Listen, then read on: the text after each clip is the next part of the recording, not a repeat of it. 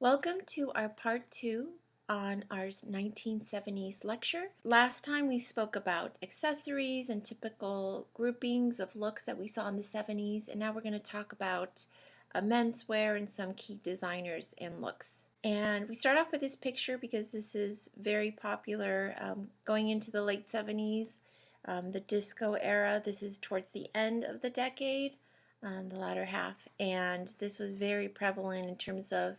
Now I start off by giving you a link. It's a short video. Please watch this though. The video has of people in Studio 54, and anyone who has any type of influence, celebrity, fame, you would be seen in Studio 54. That was the place to be seen. So take a look at it. It's a great video because it keeps showing you different clips, and it really shows you, it plays 70s music throughout. So it gives you kind of a feel for the era. And I mean, people would be in there with a horse. I mean, anything and everything goes in Studio 54. And it was like the place to be seen. And everyone would rock their fashions right there. And you were meant to be photographed, and just some really kind of crazy things going on there. In terms of hairstyles, Farrah Fawcett really coined the feathered look. Have specific layers, right at the eyebrow, and then see right at the chin, and then some longer layers past the shoulders. So the feathered look. Wearing a headband, a white band scarf around your scarf on your head, and having your hair straight and long in the back. Wave, a lot of waves with the flowers, the flower power. And that was big for boho chic and also for hippie.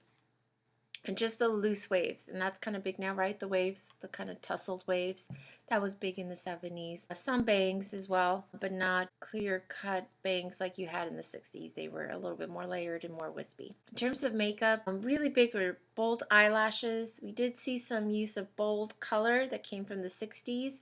A bolder lip was popular. A lot of blush. Blush was like really big, so very crimson cheeks. But definitely big eyelashes. Bold, big eyelashes were really huge. Sometimes the neutral makeup to give it a more earthy boho feel to it. Or if you went more for the disco, you'd have more of the metallics and the sheen and the bold, and the rocker, the bold color. So bold eyes, bold lip with a lot of blush. Menswear. So menswear, that trend that I've told you about and I keep telling you about, where the suits get more and more casual, you can see it. And it took on the mod look from the 60s, and it transferred on to the 70s. And you can see, even when they have the, they still have the pant and the belt, but look, the pant has nothing to do with the shirt. It's not meant to necessarily match. There's a contrast. The jacket doesn't match the pant.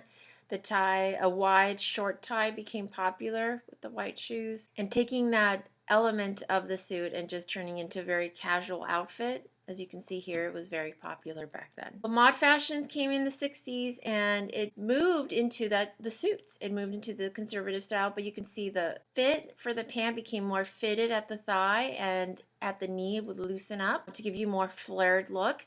And the jacket would have vents on the side, and they would be made out of like the check print. So they started ditching the solids and going for checks and prints and florals, and the lapels got big, much bigger.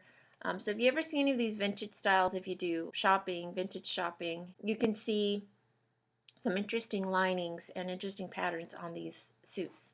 So as you can see, it got more casual, and the safari look also kind of transferred over and took those elements like those two patch pockets on the side, contrast stitching, and just using all these different like patchwork, using check, plaid, some stripes, some florals, and it just became much more casual.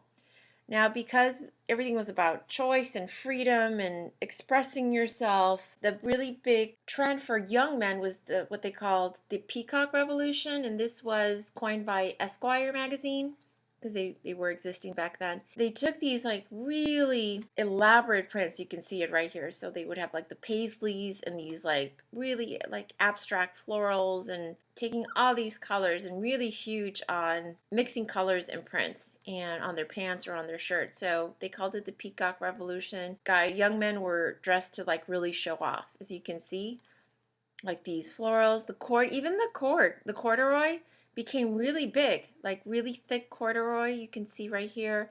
velvets, the long vest that I told you about. But look at this, the frills on the bottom of the pant that match the contrast cuff and the ruffle in the front. Not sure if that's your thing. Hippie, they embrace the hippie look. Absolutely. I mean, he is right there in the second picture. But yes, the suede, the fringe, the wild prints, the color, definitely. A lot of men did enjoy that hippie.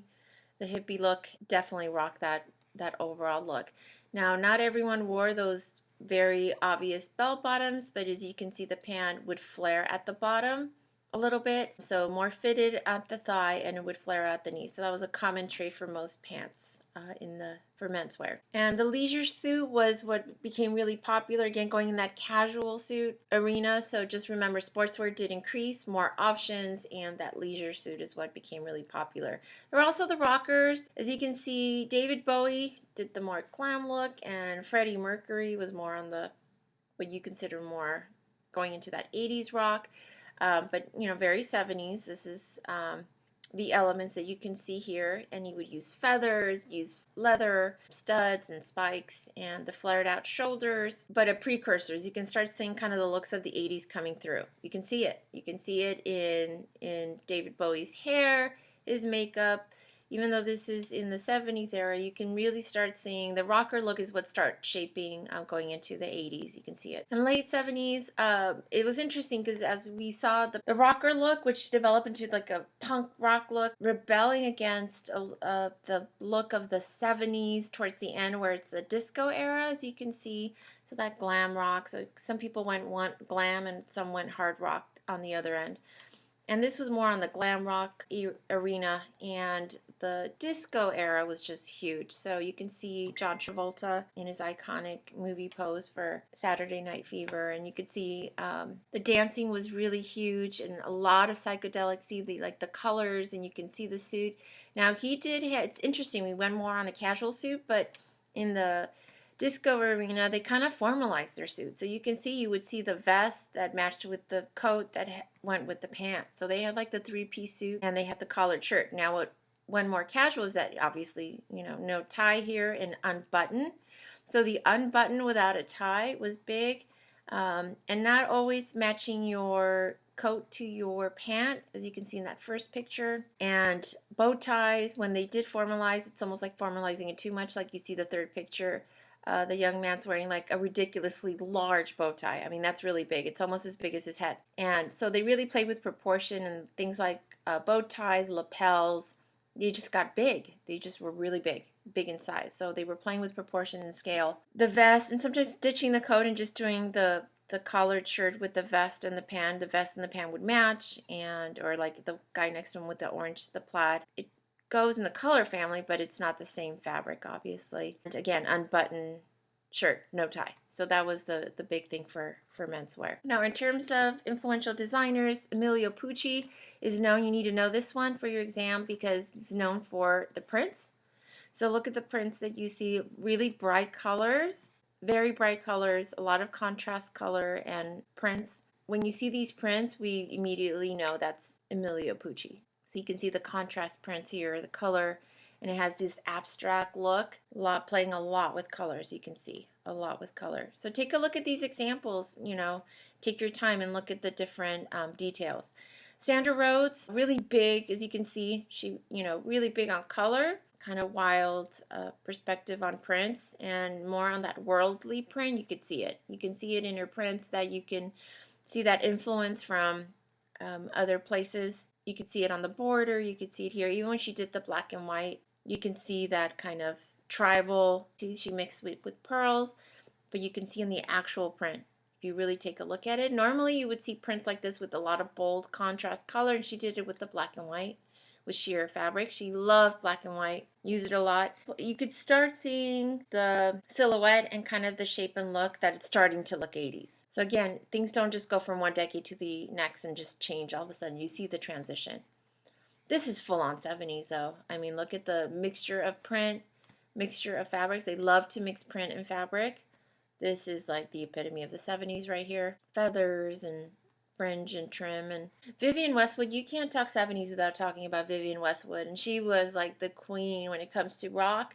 Um, she just, and she, coined that, Save the Queen shirt, and she image of rock, and you could see it in her designs. Even as she progressed through the decades, you can totally see her rock influence in all of her designs. Also, Diane Von Furstenberg is where she came into the scene. She did invent the wrap dress. I mean, that's like the most flattering, universally flattering piece for most women.